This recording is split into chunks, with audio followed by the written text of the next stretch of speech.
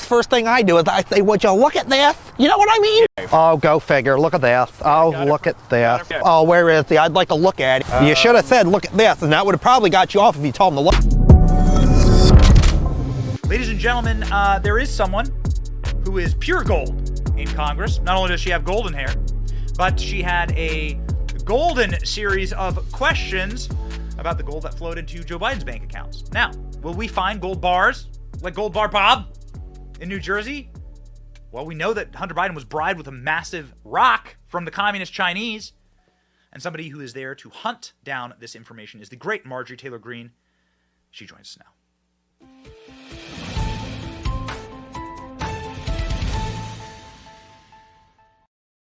Marjorie, we really appreciate you being on the show. The reason why is that, one, we know that it's really hard for members of Congress to use doors.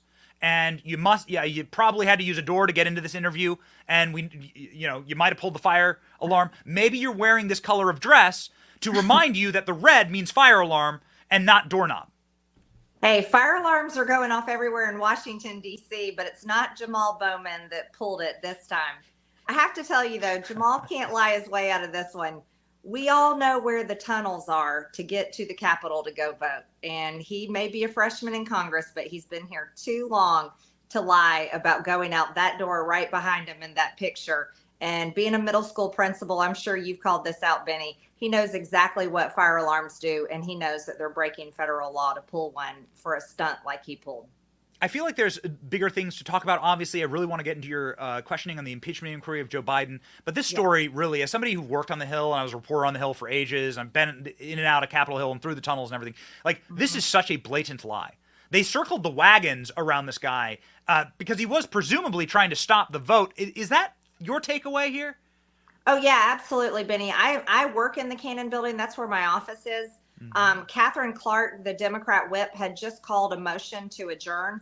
The Democrats were trying to stall the vote because the Senate was trying to get the Ukraine money put back in after I had worked all week long, Benny, to force the Ukraine money out of the defense bill. And I had been successful, and they were losing their minds. They were all giving floor speech after floor speech about the Ukraine money needs to be in the defense bill and how they would have to stand for democracy in a country most people can't find on the map. And so right after Catherine Clark called for the motion to adjourn, it was within probably just a few minutes, not more than 2 or 3 minutes. That's when Jamal Bowman pulled the fire alarm, and we all had to evacuate the Cannon office building.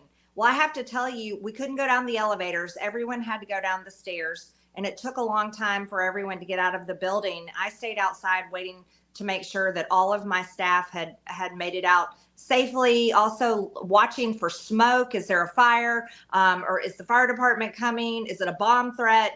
What is going on? So he definitely interrupted our proceedings in Congress, and he broke the exact same law that is being used against not only many January 6th defendants, but President Trump himself have been charged with that law. Jamal Bowman should be locked up. U.S. Attorney Matthew Graves of the Department of Justice should be charging him and going after him the same way he's going after January 6th defendants every single day. And I am not going to back down from this one. Jamal Bowman has to be held accountable. What would be the process here? Would you refer him? I mean, could Kevin McCarthy refer criminal charges? There needs to be a criminal referral to the Department of Justice, and that will have to come through one of our committees. I know we'll be talking about that today in Washington. Wow. Okay. Well, we haven't covered the story. We covered it this weekend, but we haven't covered it on the show in breadth. But thank you for filling us in. Final note here. This is a blatant lie. Yes. He's lying. Right? We know he's lying. They're letting him get away with it. Is there anyone on the Democrat side that's like, wait a second, this is really stupid. You're clearly lying about this. What are you doing? I haven't heard anyone on the Democrat side come out and accuse Jamal Bowman. Can you imagine, Benny, if I had pulled the fire alarm?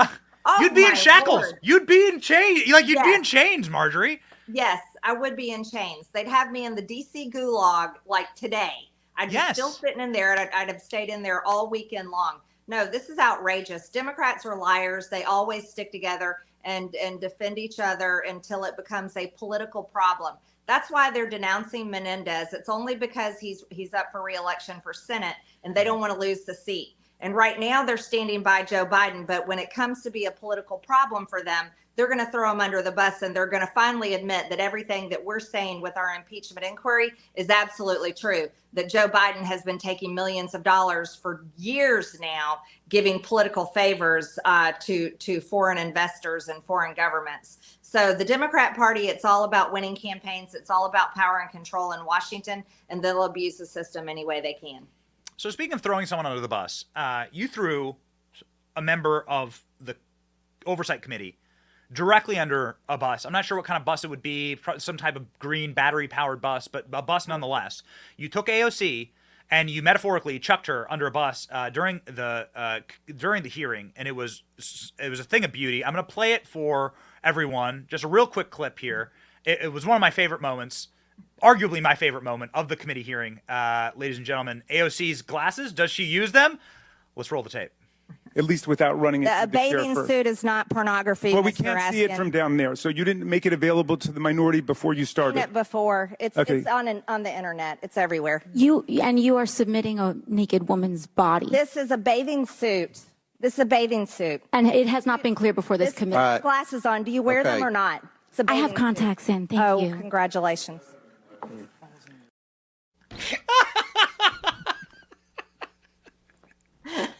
I have contact them. Thank you. This is a bit meow, Marjorie. Meow. Okay, talk me through what was going on there. You were exposing Hunter Biden's degeneracy and potential sex trafficking. It's sex trafficking. It's violations of the Mann Act, and he's guilty of it. And we're presenting so much proof. And that's what I was hammering right then in the Oversight Committee hearing. I was presenting more proof of Hunter Biden's crimes of human trafficking, paying women for sex, traveling them across state lines. And that poster right there was showing an airplane ticket and also had pictures from sex videos that Hunter Biden had uploaded to his laptop on his own. It wasn't revenge porn, and she wasn't naked. She was in a bathing suit. But, you know, AOC probably wears fake glasses because we all know she's fake. She makes more makeup tutorial videos on TikTok than anyone can count. And then she was claiming it was a naked woman, but yet she was saying that she had contacts in. So either she needs a new prescription for her contacts or she's a liar and her glasses aren't even real. So that obviously was high drama moment, but your line of questioning was really pointed. Can you talk me through what the impeachment inquiry found this past week? There's a lot that's been going on. I feel like we haven't properly covered all this, and where you're going next. Okay, so what we exposed this week is more evidence of the Biden family taking in millions and millions of dollars from foreign countries and foreign investors, all using Joe Biden's political positions, which he's been doing for years. So in each of our 5 minutes, we only get 5 minutes to question our witnesses or to present our information. We all went through exposing more information that we have recovered through subpoena power. In my 5 minutes, I brought up the attention to the fact that James Comer and I, Chairman Comer, we have sent 2 letters to the Department of Justice demanding information back about their investigation into Hunter Biden and where they stand on these Mann Act violations. This is real human sex trafficking that's been done by then the Vice President of the United States and now the President of the United States. It's very serious. But what was even more disturbing in the information that I presented to the committee, Benny, is that he had threatened one of these victims. He had threatened her. He had told her to look up who his father was, demanded that she look it up on Google and look up it and to see who her father was. She said she didn't want to look it up. And then he forced her to see who her father was, who his father was, by showing her a picture of his father, Joe Biden, with Barack Obama. And that was at the time when Joe Biden was vice president and Barack Obama was actually president of the United States. And she went back and talked to her roommate about the whole situation. And her roommate told her that she said, "You have no idea who you are dealing with." Both women were scared. And Hunter Biden's victim that he had sex trafficked across the country with human sex trafficking. She even testified. She's told a police officer that was interviewing her that she began to feel very afraid. So this is very serious. It cannot be ignored. It's not pornography being shown on the Oversight Committee, and Democrats are trying to explain it away by attacking me for showing these pictures of these extremely vulnerable women who have been victims of Hunter Biden's sex trafficking.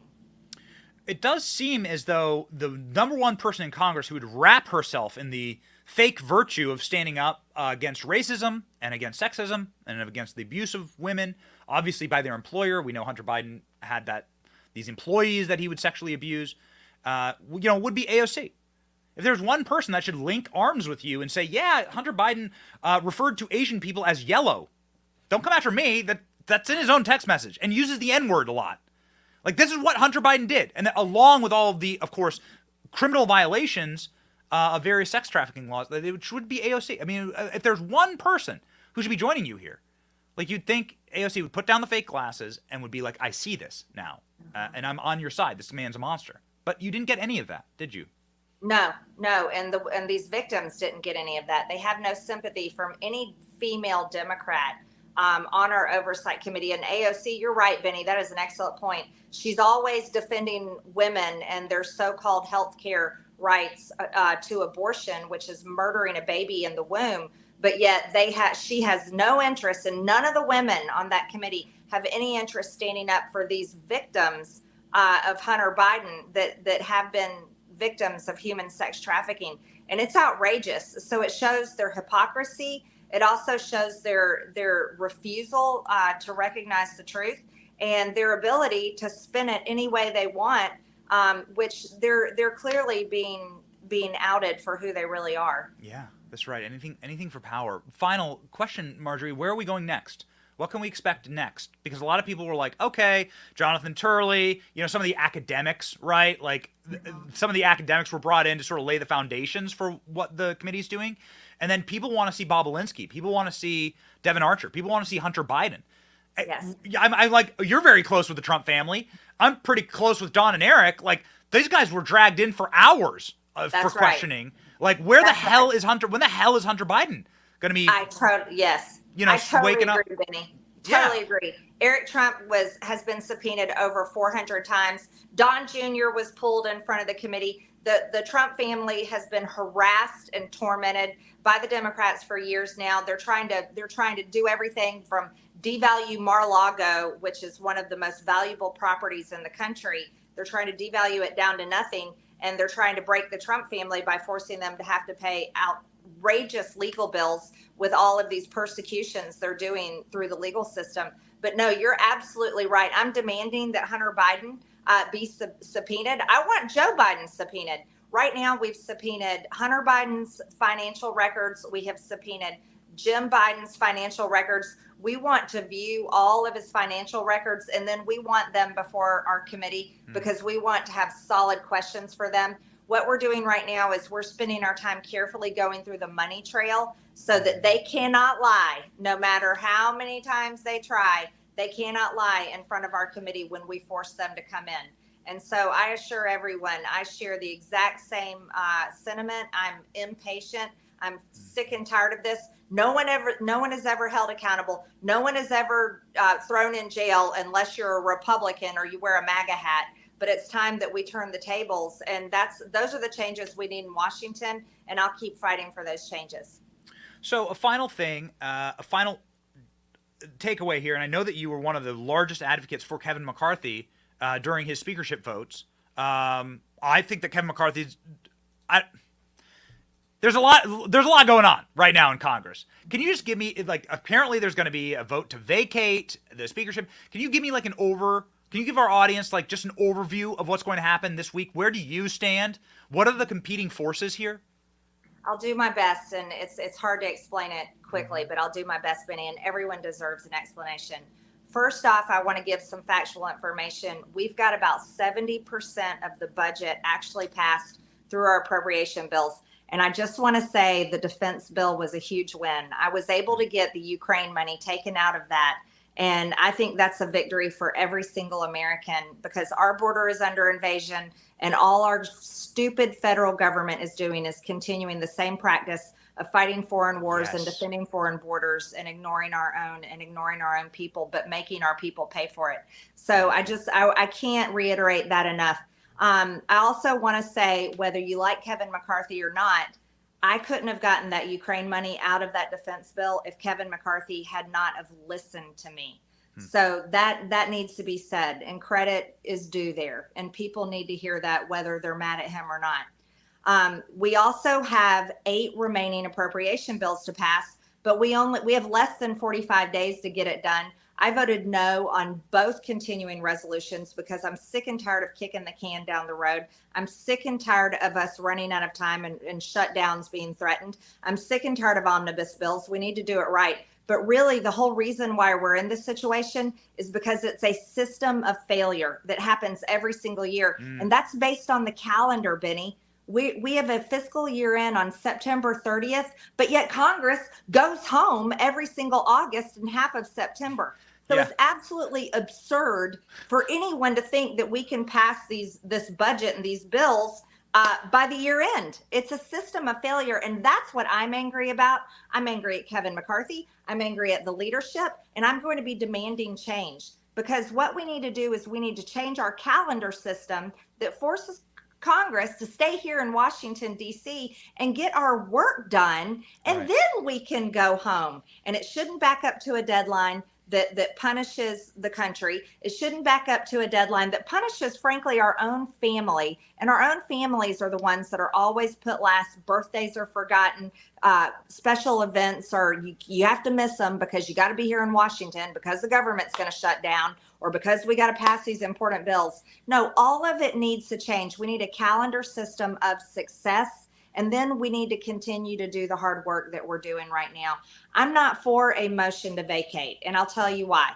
We're in a dangerous situation, seriously dangerous situation. We barely have 222 seats, and we don't even have that right now. We need 218 votes to pass anything on the House floor. If we go into a motion to vacate, it is going to cause our conference to go into utter failure the rest of the way through, when we're in such dangerous times. We're on the verge of World War III. That has become my #1 issue. Enough of this money to Ukraine. We have got to secure our own border. Another thing that we still have coming is we have a weaponized government, and I want to attack the weaponized government. We have to stop them because they're persecuting our top Republican candidate, President Trump. And to be honest, Benny, nothing is going to change until we get President Trump back in the White House. And that's why I'm going to support him with every cell in my body to get him back in that White House. But what we have to do is we have to have cool heads.